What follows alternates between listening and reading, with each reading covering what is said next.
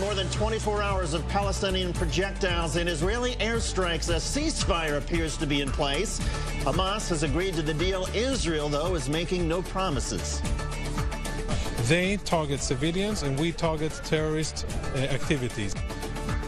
In California, the death toll is rising as wildfires continue to burn out of control in both ends of the state. 125,000 acres have burned in the north. To the south, about 96,000 acres destroyed. But firefighters may be getting the upper hand. President Trump says he is standing by all those affected. We will do everything in our power to support and protect our fellow citizens in harm's way. And we say, I think as a group, I can tell you as a group, God bless everybody. From the I-24 News Studios in Times Square in New York, this is Crossroads with David Schuster and Tal Heinrich. And good evening. We're pleased to be joined tonight by former Connecticut Senator Joe Lieberman, a strong supporter of Israel. We will talk with Senator Lieberman in just a moment.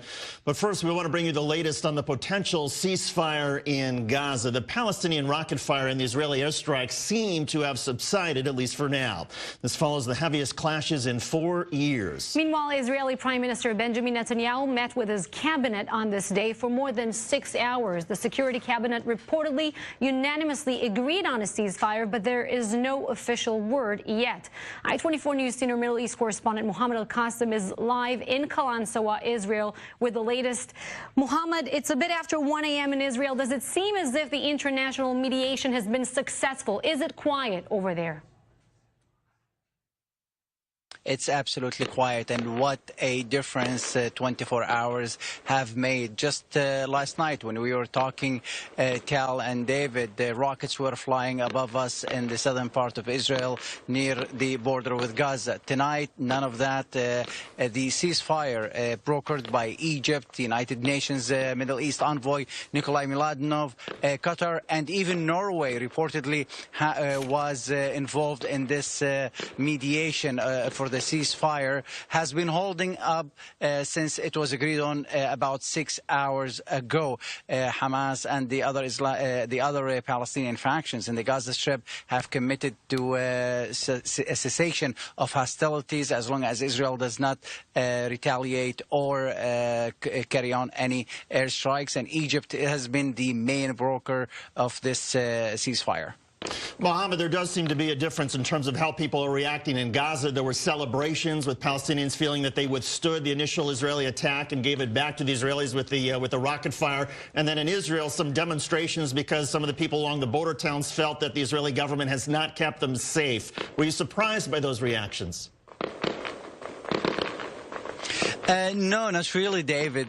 For the Palestinians feel that they were victorious, that they were able to stand up to the Israeli military might and their ground. They were able to fire a record number of projectiles, rockets, and mortars in 24 hours, more than 450 of them, something that really surprised even the Israeli military. And because of that, because they were able also to expose the secret mission undertaken more than 24 hours ago by Israeli military. It was an intelligence mission, according to the Israeli military, into Gaza. 1 Israeli officer was killed. However, 7 Palestinians also were killed, but being able to expose that and also retaliate 24 hours after that and not being forced to accept a ceasefire, the Palestinians felt that they were victorious. On the other hand, Israeli citizens in the southern part of Israel felt betrayed. In fact, few hundreds of them took to the streets this evening, burning tires and chanting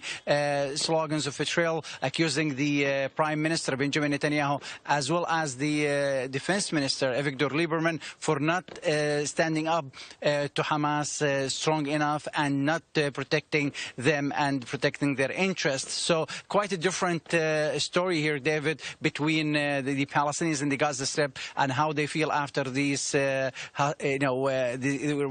new wave of violence, and the Israelis in the southern part of Israel. I-24 News senior Middle East correspondent Mohammed Al-Qasim reporting live. Mohammed, thank you. And now let's bring in our guest, former Connecticut Senator Joe Lieberman. Thank you for joining us here on set. Senator, what are your thoughts about what's happening between Israel and Hamas in Gaza? Just yesterday, over 400 rockets were fired from the enclave towards Israel. We saw some direct hits on civilian structures with casualties. Yeah, well, we've got to remember the history here. I mean, Israel has no designs on Gaza. Israel withdrew from Gaza. And then there was an election, and Hamas, which is a terrorist group still committed to the destruction of Israel, took over the government of Gaza. So when Israel takes some military action against Gaza, even the intelligence operation that was carried out, it's to stop terrorist attacks against their own civilians.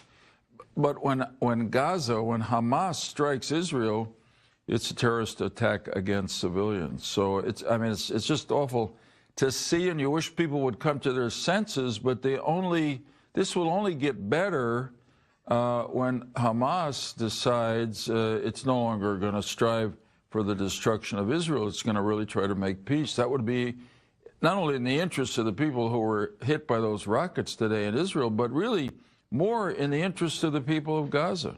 Has the security situation, though, changed now? And I say this because there were some Palestinian rockets that hit their targets, including one that was apparently laser guided into a bus. So there seems to be more accuracy now with these projectiles. Well, I worry about that, David. And, of course, we're going to have to wait and see what the Israeli military offers as an assessment of what happened. I want to share with you a suspicion I have, which is just that. But I know a lot about what's happening in the Middle East. Iran has begun to collaborate with Hamas. I myself would not be shocked if some of these more sophisticated rockets that were fired by Hamas into Israel had their origins in Iran.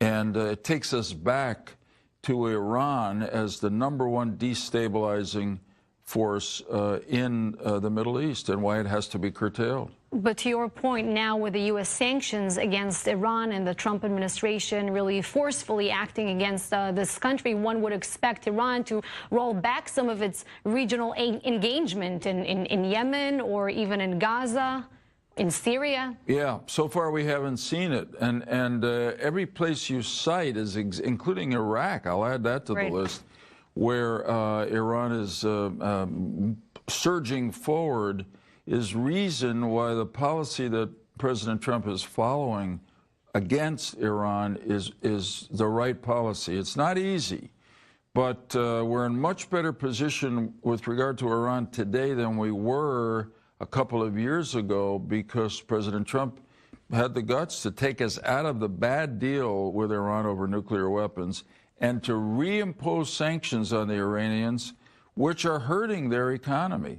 And we're going to get to a point where either the Iranians are going to come back to the negotiating table and really negotiate an agreement that will end the nuclear threat from them and hopefully some of their terrorist activities throughout the Middle East, or I believe there's a good chance the people of Iran, really angry at their leadership and frustrated by the bad economy, which is getting worse as a result of U.S. sanctions against them, will rise up and rebel against their government. We only have a minute until the break, but before we do hit the break, I want to ask you, there's some Israelis who think that the Israeli military should go into Gaza again, that it's not enough now to accept the ceasefire and wait for this eruption to happen again. What's your thought on that?